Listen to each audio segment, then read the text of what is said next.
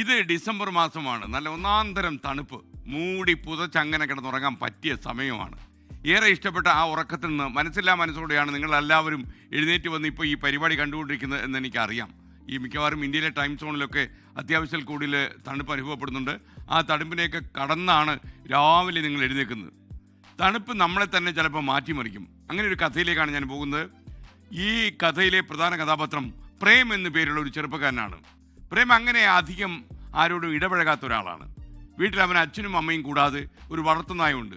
അവന് ഈ വളർത്തുമൃഗങ്ങളെ തീരെ ഇഷ്ടമല്ല, പ്രത്യേകിച്ച് നായ്ക്കളെ. കാണുമ്പോൾ തന്നെ അതിനെ ആട്ടിപ്പായിക്കും. അങ്ങനെ ഒരു ഡിസംബർ മാസം രാത്രി പ്രേം തണുത്ത് വിറച്ച് ഉറങ്ങാതെ കിടക്കുക. തണുപ്പ് കാരണം ഉറക്കം കിട്ടുന്നില്ല. കട്ടിയുള്ള പുതപ്പൊക്കെ ഉണ്ട്, പക്ഷേ കിടുകിട വിറയ്ക്കുന്ന തണുപ്പ്. പെട്ടെന്ന് എന്തോ കാലിലൊരു ചൂട് അനുഭവപ്പെട്ടു. എന്താണെന്ന് ആലോചിച്ചിട്ട് മനസ്സിലാകുന്നില്ല.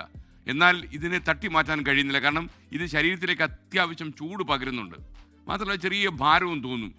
എഴുന്നേറ്റ് നോക്കാൻ അവന് പേടിയായി. പേടിച്ചരണ്ടിരുന്ന അവൻ ഒടുവിൽ നിലാവിൻ്റെ വെളിച്ചത്തിൽ ആ കാഴ്ച കണ്ടു. 2 ചെവികളുണ്ട്. ആദ്യം സൂക്ഷിച്ചു നോക്കിയപ്പോൾ ആളെ മനസ്സിലായി. അത് വീട്ടിലെ വളർത്തുനായ. അവൻ്റെ ഓരം ചേർന്ന് പറ്റി കിടക്കുകയാണ്. ഗോൾഡൻ റിട്രീവർ ഇനത്തിൽപ്പെട്ട അപ്പു എന്ന നായയാണത്. പ്രേമിന് നായ ഇഷ്ടമല്ലെന്ന് നിങ്ങൾക്ക് അറിയാമല്ലോ. പക്ഷേ എഴുന്നേറ്റ് പോകാൻ ആ നായ തയ്യാറല്ല. ആ നായ ചേർന്ന് കിടക്കുകയാണ്. ആ ചൂട് അവൻ്റെ ശരീരത്തിലേക്കും പകരുന്നുണ്ട്. തൻ്റെ പുതുപ്പിൽ ചേർന്ന് കിടക്കുന്ന നായയുടെ ശരീരത്തിലെ ചൂട് തണുപ്പ് അകറ്റാൻ അവനെ അല്പം സഹായിച്ചു. അതൊരല്പം ആശ്വാസമാവുകയും ചെയ്തു. ആ രാത്രി അവരിരുവരും പരസ്പരം ബുദ്ധിമുട്ടില്ലാതെ കിടന്നുറങ്ങി. ഒരു പരിധിവരെ അവൻ സുഖമായി ഉറങ്ങി എന്ന് വേണമെങ്കിൽ പറയാം. ഈ നായയിൽ നിന്ന് അരിച്ചു കയറുന്ന ചൂട് ആ തണുപ്പിനെ അകറ്റാൻ അവനെ സഹായിച്ചു. ഡിസംബറിലെ തണുപ്പ് പുറത്താണ്. നമ്മുടെ ഉള്ളിൽ സ്നേഹം മാത്രമാണ് ഉള്ളത്.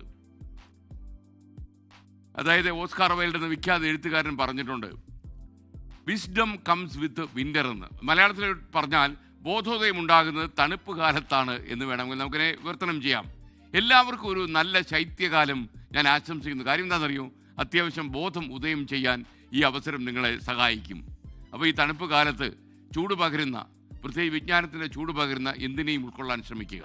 ആ ഒരു നല്ല ചിന്തയോടെ നമുക്ക് ഇന്നത്തെ മോർണിംഗ് ഷോ തുടങ്ങാം. നിങ്ങൾക്ക് എല്ലാവർക്കും തണുപ്പ് അകറ്റുന്ന, ചൂട് പകരുന്ന വാർത്തകളിലേക്ക് നമ്മൾ കടക്കുന്നു.